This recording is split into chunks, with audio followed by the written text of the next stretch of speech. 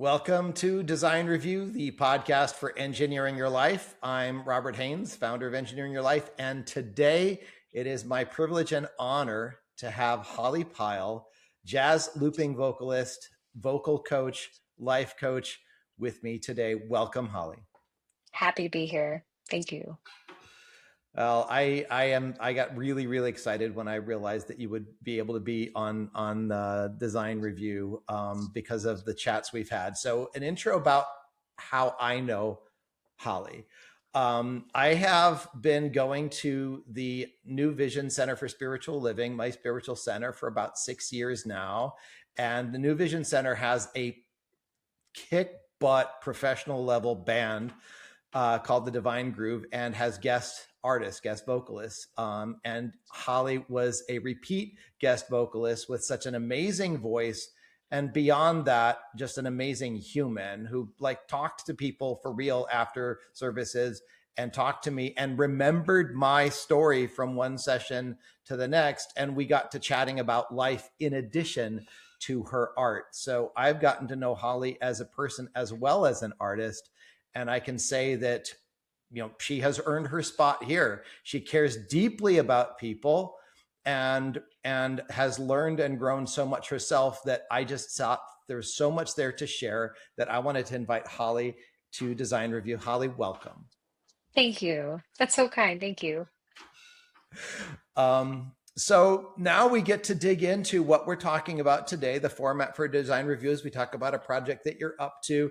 And what we've discussed is that we're going to talk about vocal coaching and life coaching in general. And we can wander. My neurodivergence has me wander all the time. It's just a normal part of this program. And the question I always ask first is, what is the why? So what is it that has, call it a problem to solve, that has vocal coaching and life coaching be the answer? That's a good question. Okay. I got to rewind back to answer this question. Rewinding is completely allowed. It's required.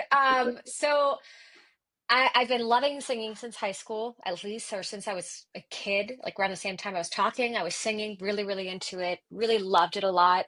I went to college for opera, and I kind of quickly stumbled upon very unhealthy mindset attitudes towards developing my instrument. I was very hard on myself. I was very perfectionistic. I wanted to do a good job. I thought that if I worked really hard, that would mean that I would have a good voice. And that entire mindset fell flat on its face in college, where um, the technique for doing opera requires a lot of surrendering, a lot of permission, a lot of freedom. And to try to be sort of type A about it and sort of checking off the boxes about it, all it does is add tension, which sabotages the exact freedom that's necessary to allow the sound to reverberate in such a way that feels good, feels connected, feels emotive. And so I finished that program there. I ended up switching to jazz. At first I did that, I approve of that. right, I love it too. I did it because I really liked more of the collaborative nature of jazz. Opera is very much like there's this front performer and there is the accompanist. Jazz is like there's a performer, but you are just one instrument among many, and everyone's having a conversation at the same time. I found it really intriguing and exciting. And also from a stylistic standpoint, it allows a lot more straight tone and a lot more perfectionism. And the perfectionism is appreciated. So I was like, oh, I love jazz for this. This is fantastic. Um, and then I graduated and I hit another wall. I had beliefs that I needed to be really extroverted, really charismatic. I needed to be good at sales if I were to take this seriously in a career sense of things. And I deeply did not identify that way. I was like, no, I'm not a salesperson. I'm not all of these attributes that I would need to be professional. So I stepped away from music for a few years and did everything but music. And then I started working at a rehab clinic for juvie kids. And I would just sing at work to mitigate their boredom or maybe troublemakingness. Uh, and they were so encouraging, like, you should sing, you should sing. And so I finally like started going to jam sessions, to open mics, and I swear I'm getting to the point of this whole thing. No, But I'm I digging the story. The stuff I don't fair, fair, know is fair, like it's so fair. awesome. So because of these kids, I started applying myself, and I would show up every day. I would go to an open mic, I would go to a jam session. The looping came up because I wanted to go to open mics, but I didn't play an instrument. Like, I kind of played piano, but I didn't want to logistically bring a giant keyboard to a bar to perform and play for myself. And I saw some people with loopers online. I said, well, maybe with my vocal jazz experience, I could take that and do some live looping to use my voice to accompany myself. And then I could go to open mics and I could develop community that way. Okay. And that's how the vocal looping became a thing. And that was back in 2013 or so. I was busy. I was out and about enough to coordinate with enough people to eventually get paid to do more performing, and then make it into part-time, and then make it into full-time. And I was craving a new voice coach to kind of guide me. And as soon as I found this one woman, I was deeply humbled by how different her approach was from what I had always done to get by. Oh, She okay. would call me out. She would be like, what were you singing about? And I'd be like, oh, I don't know. She's like, yeah, I don't know either.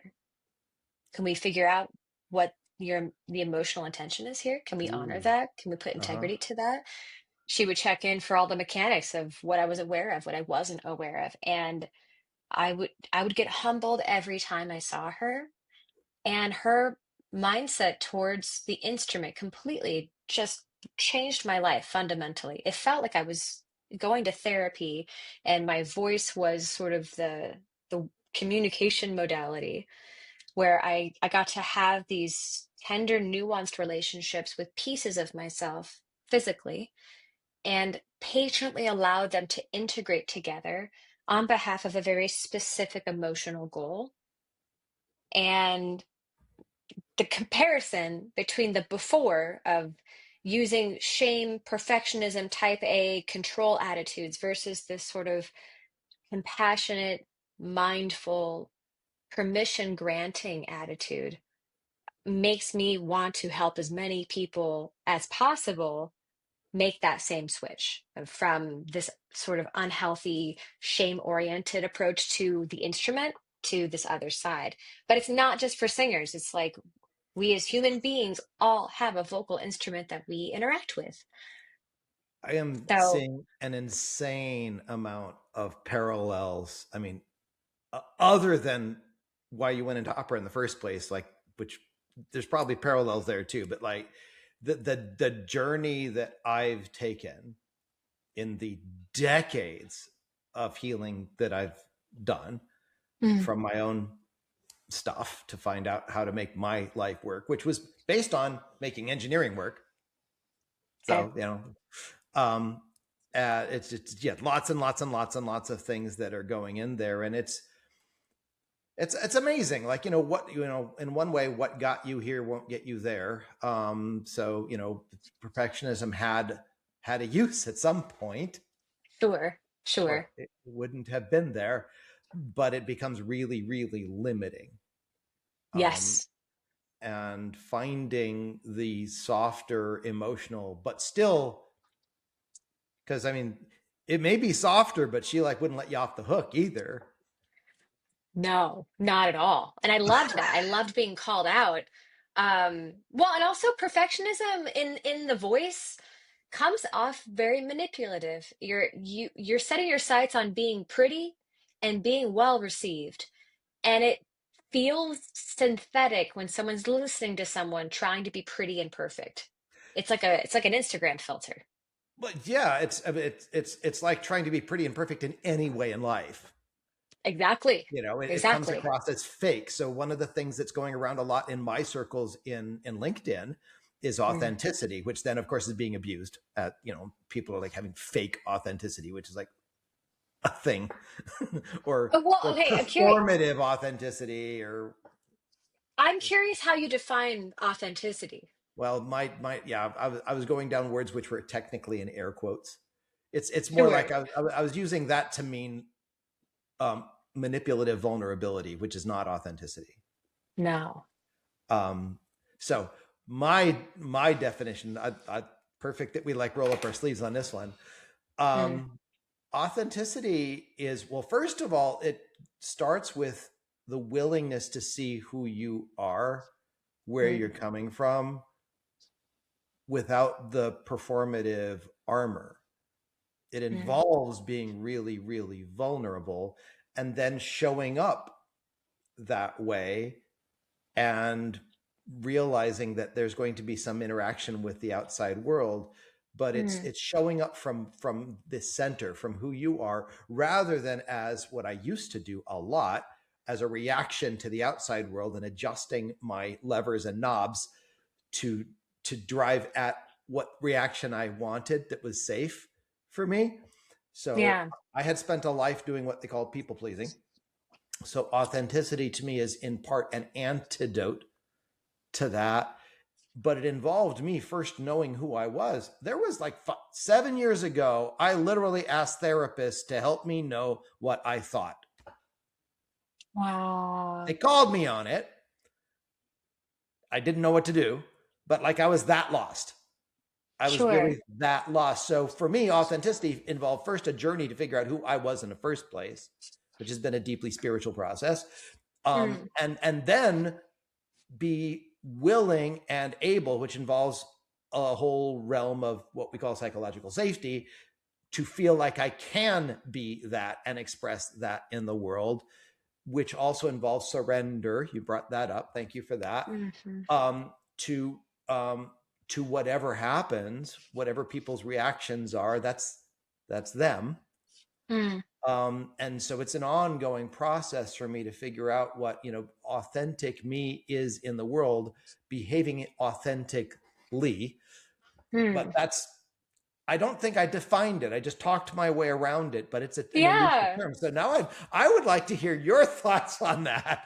Well, I've never really sat with trying to explain that definition, but if I were to try to define what I think authenticity is, it would be an advocate for presence. Okay. Say more. Because if someone's like, yeah, well, who are you? I don't know who I am. If I try to label that, I'm just throwing darts at a theory. I might have a series of habits and responses to my environment for a period of time, but that all sort of, I see that as very loose in texture over a period of time. But if I instead sort of totem myself in a given moment and have this practice of being able to observe and witness what is occurring for me right now and honor that in the moment as I'm communicating outside of it, that kind of feels like authenticity to me. Okay. Well, and I think we probably get through this and realize that maybe everybody has their own Probably. Yeah. light shining on the gem here. Well, I would refer to some of that as being mindful. Sure. What I've come to Yeah. understand mindfulness to be. I will say that presence is really at the core. You cannot, in my opinion, get down this road No. without being present. And of course, Yeah. there's a million ways to not be present. I have a long list of ones I've used, including donuts and work and social media. Of course. Distractions. Yeah. Yeah. All right, I love that. So let me try and find our way back to the road that we've been traveling on here. Um, yeah, we're talking about advocating for within voice work as an example of there's the type A way, and then there's this surrendering permission way about going through a practice, going through your communication, going through your relationship to yourself, versus this like pretty manipulative thing where you're just Okay. trying to showcase a filter. This actually gives permission for whatever is as something that is beautiful because it is. I I love that on a lot of different fronts. And all of this is in response to the why. Yes. So my why is because I've done so much of this the hard way and suffered so much in that way. I feel driven to spare people of the suffering that I've already suffered in the context of creativity because it can be insufferable if you're not conscious. And I find that's actually for a lot of people that end up in helping professions. Mm. Most have, I've been on a journey. I'd love to help other people through this journey in maybe a little less rough way. Yeah. um, and so yeah, that really strikes as true. So, but before you got to the point where you were coaching people, Mm. you now you've gone through all this process and you've now launched a jazz vocal career, Yes. um, and you're brilliant at it. Um, so we got from why to now what's your project, and so tell us a bit about what it's like to be a vocal slash life coach, which I can understand them being entwined. I studied ballroom dance for over 30 years. Yeah. Okay. and Oh, and really? and my, oh yeah, now you're learning about me, huh? That's news and to and me. Yeah. and my coach, who had been coached by a three-time world champion and who was an artist, like Hmm. even amongst ballroom dancers, an artist. um there was not a single lesson that didn't end up touching on life things that I needed to be working For sure. Yeah. on. Students teach a lot. It's it was amazing what I got out of, learning how to do international standard ballroom dance, which Yeah. was the last form that I competed in. And so it was it was phenomenal what I got at from that particular teacher, who Mm. maybe one of these days I could get on the show as well. But um so now, as a performer, as an artist, as somebody who's probably continued to get coaching, at some point you decided you wanted to be a coach, or maybe coaching found you. I'd like a little bit of that story, and then we Fair. can talk about what coaching is as your project and avocation. Fair. Initially, my interest was just performing, and I just was trying to book gigs and I was trying to be full time. And coaching kind of fell on my lap in a few different ways. First was just music, because people saw that I had a pattern of singing and that I had a music background and I went to school for it. And so we're like, hey, do you teach?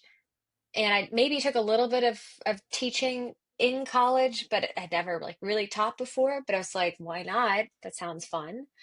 And it was just, it organically just sort of built by word of mouth. I've never actively advertised that I'm a teacher. I'm gonna change that next year and actually finally like post in existence somewhere that like I do this. I love doing it. I would love to work with you, but my entire vocal teaching career has just been word of mouth. And some years later, after I'd already been teaching voice for a long time, I encountered a friend who expressed a desire to go into maybe potentially starting a record label. And I was the only music person that person knew. And they reached out to me wanting to hire me to help with this idea. And the first thing I said after getting hired was, that's actually not a good idea. And that's not really what you want. I said, what you really want is permission to be creative and explore your creative journey and embody whatever artistry you've been creating. And so that kind of became this other umbrella of mindset coaching where we would have all these different conversations about, what it means to be creative, how to show up for it, where your attention goes, how to build a body of repertoire, how to have confidence in your instrument, how to have confidence in your speaking, um, how creativity can be in so many different containers of expression. And it became this sort of mindset work. And then I met a coach out of New York who was asking about what I do and what I want to do. And I said, well, I'd love coaching in both of these capacities. I'd love to do more. He had a bunch of clients and he's like, how about I send you some clients under my firm, which we coach artists on the same thing you're talking about. And I was like, that's incredible. And so all of this coaching fell on my lap out of apparently maybe just looking like I already like helping people. And then it it's a really interesting situation where I really don't know what people saw to make those decisions, but I think they saw that I really cared about something with a lot of detail and a lot of emotional integrity. And I think that translates well into how do I help other people do that? And I've really felt purposeful in helping other people do that. Well, that's a lovely, lovely story. And I have, I have the privilege of having talked to you a number of times. And I can say that you don't get into coaching without caring about people above and beyond their art or their Right. performance or their barriers, which I can't separate you from the person who cares about people. Like every time I see you, it's evident. It may be one of those things that I found recently that what we're really good at, we don't tend to acknowledge. Where it's just like, But oh, I'm breathing. natural gifts are Yeah, like, well, I think everybody's that way. yeah, Maybe that's how that shows up. But so that's a gift. Well, sometimes that comes from life experience. So gift or not, it's something that you mhm, have. Um, at least how you show up to me, and so um, that you want to help people, especially that you want to help people understand themselves well enough to be able to do these things. That's a lot yeah, more than here's the boxes you got to check to get this result. right. It's not just boxes. It's so much more humanistic than that. Yeah, and you said that's not what you really want. Well, the person who would say that is somebody who's like invested in what's going on the inside of the person and is paying attention and is aware. So Yeah.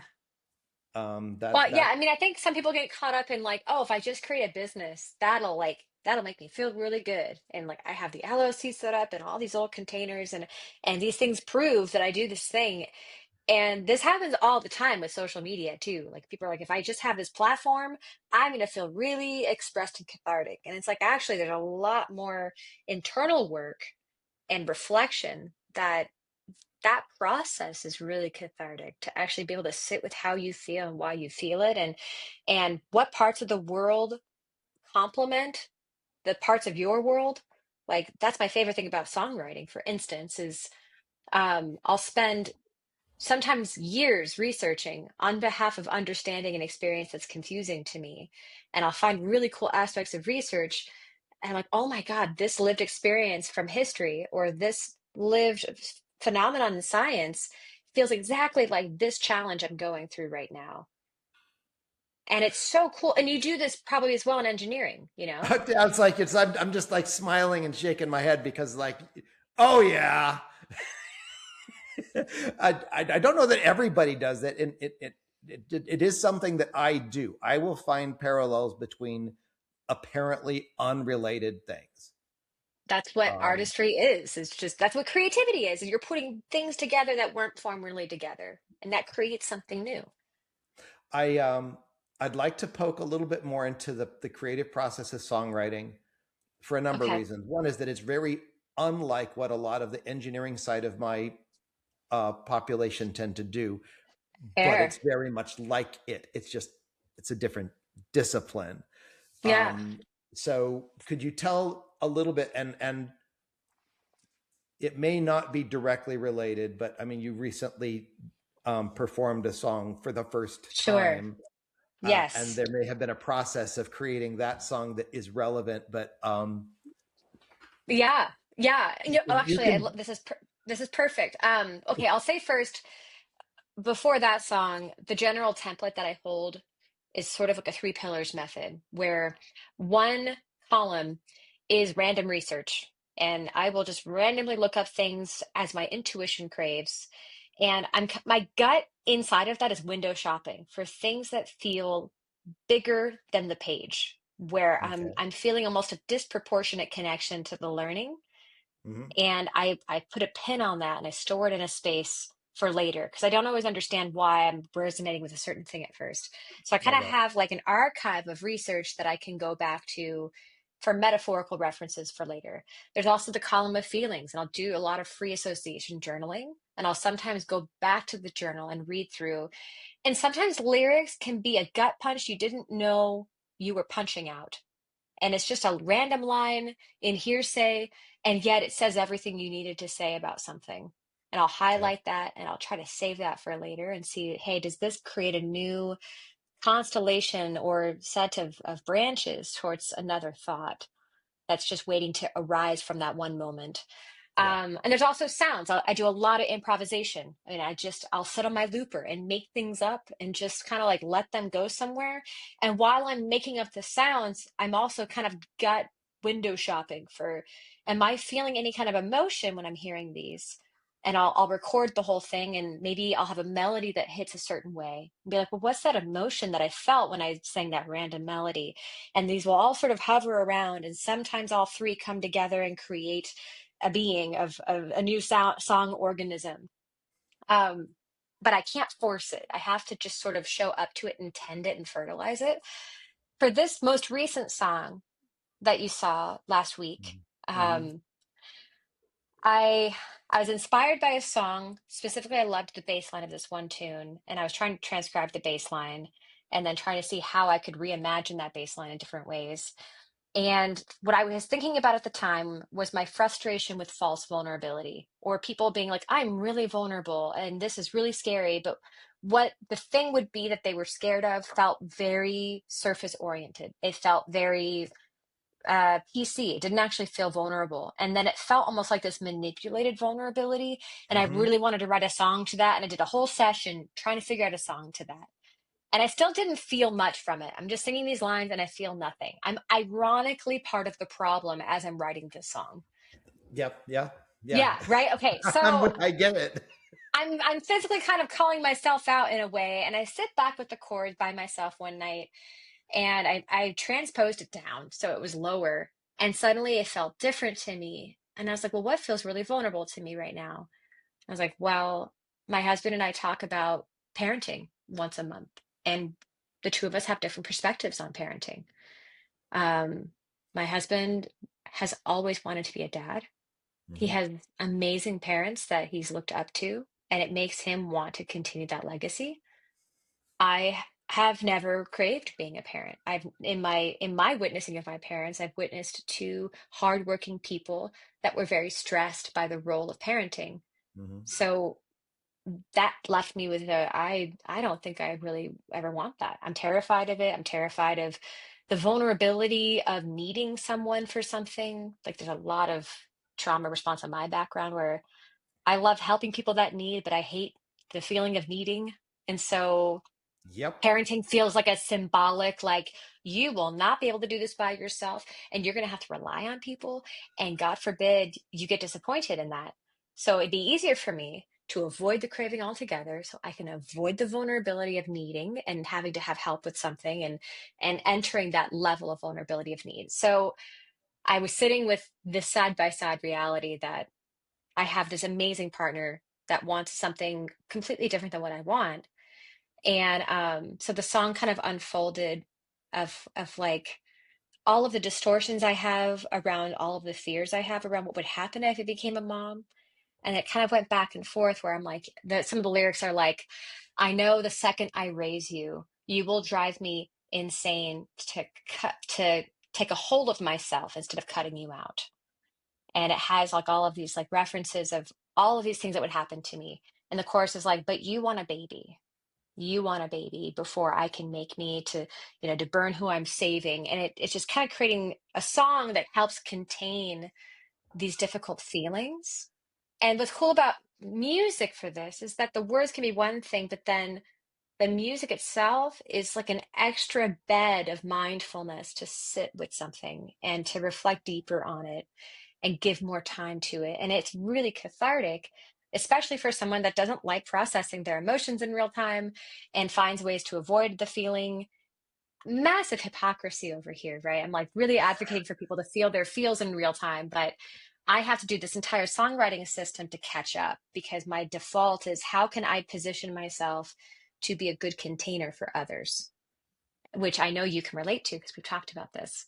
Well, yeah, it Um, is work that we do. Well, I would say that like I don't know that I would say you avoid it because I mean I was there when you performed it, yeah, you know, fair. and I got to witness its impact on you of doing that. And yeah, most people don't like work through their therapy in public, although in a way I guess I Fair, do on fair, LinkedIn. fair. Well, um, I will say the vulnerability of like there's two vulnerability. There's the point of where you wrote it, where it's terrifying. It's like you're admitting something to yourself. And then there's the vulnerability of the first time you play it for someone of like, oh, I have both. My definition of vulnerability is the perception of the possibility of being harmed in some way. So if you have no perception that you will be harmed by the thing you're expressing, it's not really vulnerable because you feel really safe and you're just expressing emotions. But if you're saying something and you're uttering something where you feel like you might be hated, disliked, triggering, something like that, because you're uttering your existence in some way, that's vulnerable. I And the most cathartic thing is if you get that and it's received with care. There's nothing like it. um wow, that we could make an entire episode on this little conversation, and so I want to work it. We Um, can. We're here I for it. love that. I will say that I've come to the understanding of my fears, which are considerable and they've been lifelong, and I'm working through them. Sure. I am ultimately, it turns out, afraid of how I will feel Why? uh, based on what somebody does that I would perceive as potentially harmful. That the actual thing that I dread is what I will feel on the inside if somebody hates what I've done, or if somebody acts against me, or if somebody, Mm, you know, it's I'm not nearly as afraid of being harmed as of the really strong stuff that goes in on inside me that may be tied to that. So it's really hard to mm. disentangle. It became relevant when the possibility of actually being harmed was removed, and I still was afraid. That's interesting. You were Um, still afraid, even though there was no possibility of harm. of direct harm. No, yeah, well, this part of, and it turns out that part of what that is that the harm is actually being caused by the person in the house. You know, Yeah, the um, caller is in the house. yes, Um, it's that thing. So this has been like layer upon layer of many years worth of work to realize this, and so I think it's all relevant. I won't in any way take away from the possibility of harm. I think that's real. um, I just found that for me, there was another layer below it that when I had that realized, and it was from talking with somebody else in a conversation mm, like this, that I'm like, holy crap. It's the feelings that are associated with that are causing me the most anxiety. it's Um, still a possibility of harm. It's just your own self-harm. but it is. I mean, it Yeah. is. But it's well. I mean, then one can get into semantics and like take it apart. Neither of us would ever do that. Uh, No, no, we would never dream of that. We don't have that kind of minutia in us. we would never Yeah. get into the nuances.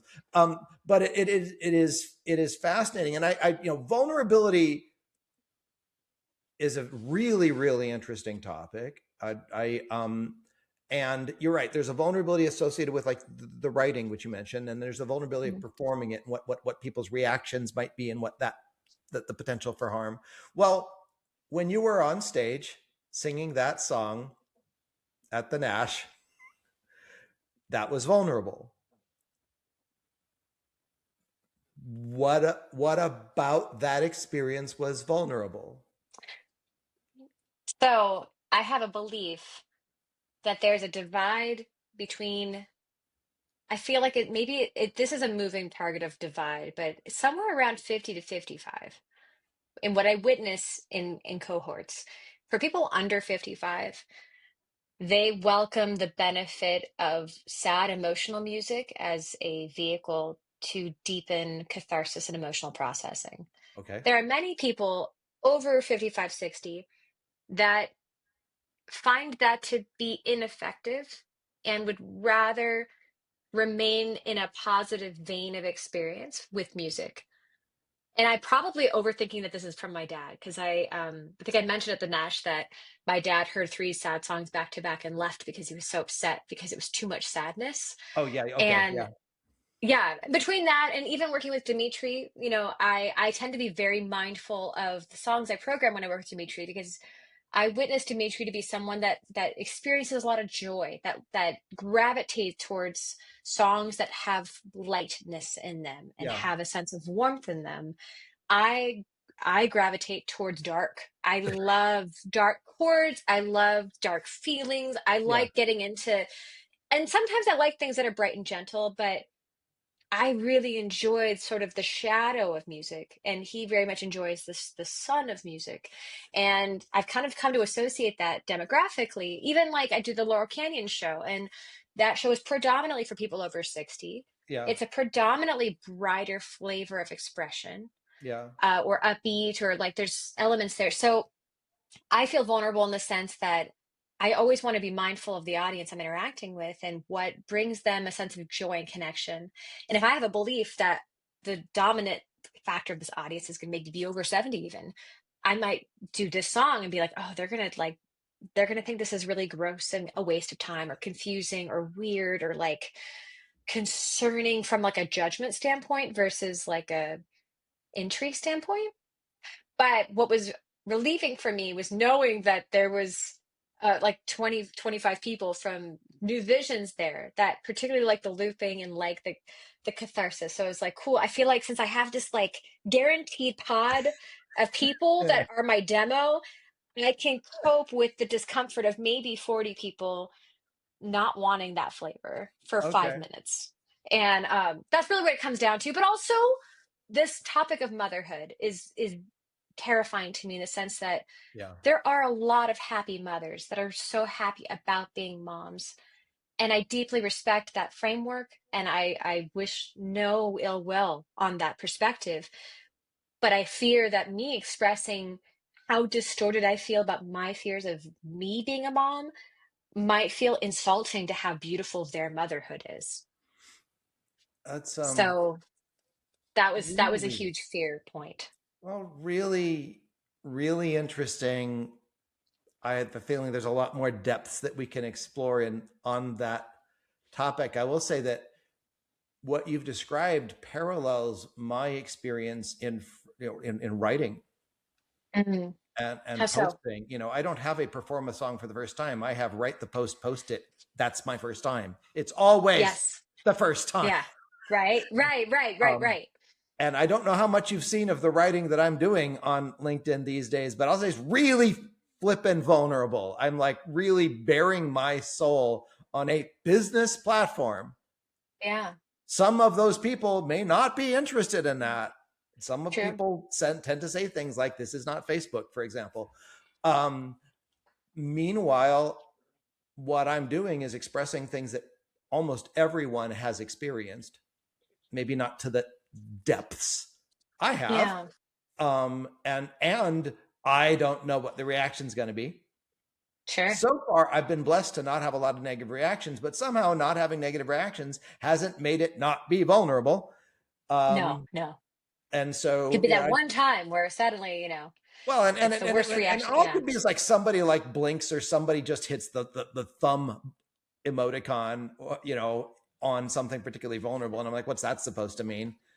It's Yeah. like, okay, buddy, just move on, or, it, but it's not what they actually thought or meant at all. It's my interpretation. So, but meanwhile, I understand that building a life coach business has been one step of vulnerability after another, constantly, Hmm. either internal exploration or expression, or you don't know what somebody's going to do when you provide guidance or feedback or ask a question. You don't know if they're Mm. going to have strong emotions. So, learning how to be okay with that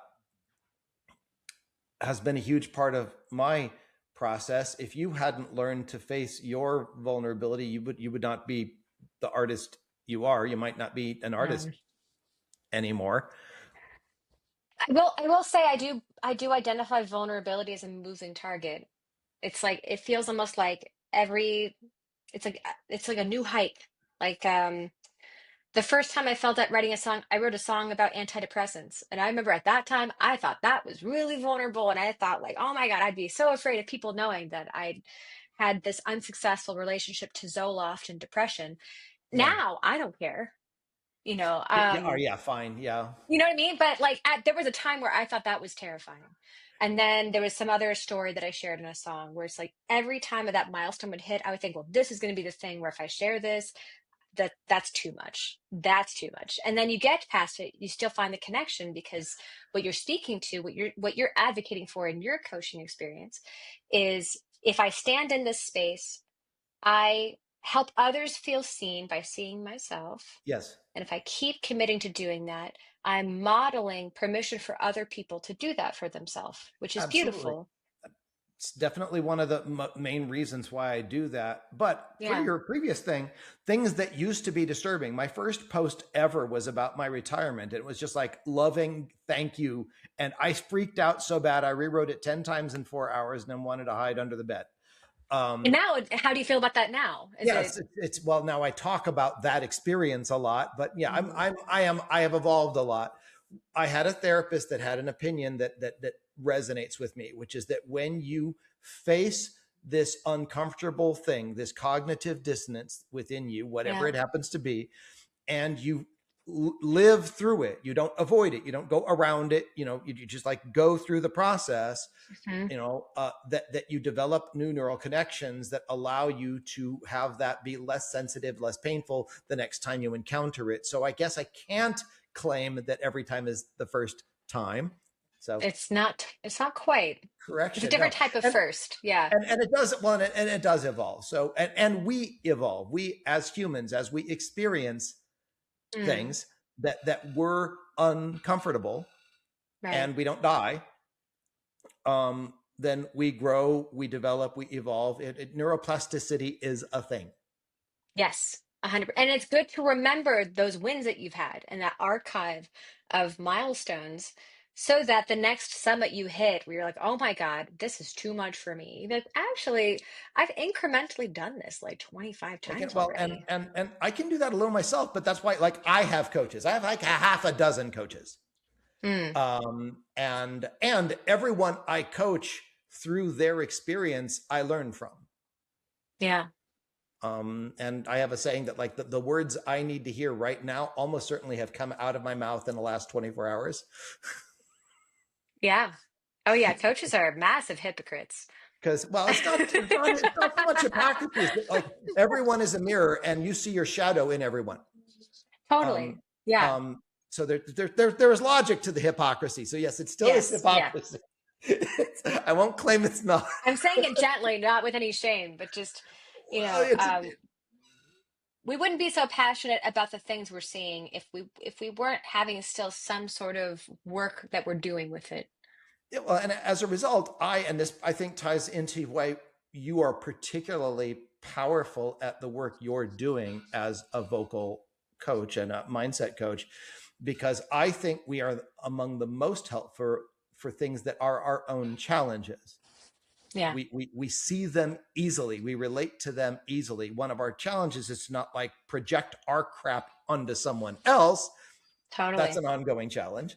um, but the fact that we experience it viscerally makes us much more attuned. So I would definitely want to go to a coach who's either in the middle of or has gone through some processes similar to Hmm. mine. So I would definitely, I would prefer to go to you as a vocal coach than somebody who had just lived in some ivory tower, was an academic, and had a bunch of book knowledge. 100%. I agree on that front. The um, book knowledge only takes you so far. Well, and part of I think the coaching strength is the nuance of the moment and the amount of information that moment needs. Where the book yeah. might want to give you all the results, but the coaching discernment is saying, okay, you're at this step, this pebble needs to see this thing first. I don't need to give you the 20 steps right now, but this is the next step. Yeah, and yeah, there a whole bunch. We're gonna have we're running to the end of the time that we have, and there's still so much more to talk about. So if you're ever willing to in the future, I would love to have you back Let's do on this. another one. No problem. Absolutely fascinating. Um, Meanwhile, even though we kind of like strayed from the original path, we talked about really deep, meaningful, relevant things. And I'm grateful. I'm really grateful that you spent this time with me, Holly. I'm grateful as well. I'm happy to be here for sure. Before we wrap, how will people find you and your art and your coaching? Because it's not at all a problem to shamelessly plug the music side as well. But where would people go if they want to find you? Okay, well, the most over-encompassing, I've got a website at hollypyle.com. It's getting updated right now, but by the top of the year, it should be all out and about with information on the voice coaching, on the mindset coaching, on the albums I've put out, because there's several, some with a band called House of Stairs. The more recent one, the project is called ELYP, spelled ELYP, which is my last name spelled backwards. Backwards. Which Robert, I don't even know if you've heard that album before, but it exists and I don't talk about it very much, but it's a thing. It's very vulnerable. Anyway, and then I'm also trying to launch a page where I sell my abstract artwork, which is audiographs, which are pen um, they're like seismographs of live music that turn into Rorschachs and become a performance postcard. And I have hundreds of them that I make to navigate social anxiety, but I do sell them and do commissions for that as well. So that, otherwise, Instagram, I'm on there. I've got stuff on YouTube, Facebook. I know Yeah, you have LinkedIn TikTok. presence also. Technically, I don't use the LinkedIn as often, but Yeah, like I used to be like 10 years ago. fair. I'm more of an Instagram poster out of all the places, but I've got YouTube, Instagram. I have a whole bunch of videos on TikTok, even though I don't post very often, but I used to do a lot of education content on there. Um, but anyway, yeah, the website would be the most Okay. comprehensive. Well, we'll make sure that we list all of that in the credits and all that. Yeah, Is sure. last shot, is there anything that we did not cover in this wonderful journey that we've been on that you'd like to have, out there in the process? I will say that from very, very different worlds, our experiences of life and people and growth are awfully similar. And Yeah. the fact that you care about people and their growth and uplifting them as much as you do is why I really, wanted to have you here to share. So Oh, thank you. I mean, if gosh, if there's like one thing I'd be um the slogan that I've been the most obsessed with in the past few years um is I mean, a little bit goes a long way, and that's both from a vocal perspective, but also from a language perspective, of permission to challenge even a single word that you use to describe your environment, and to ask yourself if there's a different word you could use and whether that word feels different. And I think that's an amazing exercise to practice on behalf of just making your life feel a little incrementally lighter each day. I'm going to need to reflect on that for quite some time. So Mm. I appreciate that as a closing thought. My pleasure. Well, Holly Pyle, an absolute delight to have you on Design Review. Thank you so much. My pleasure. Thank you.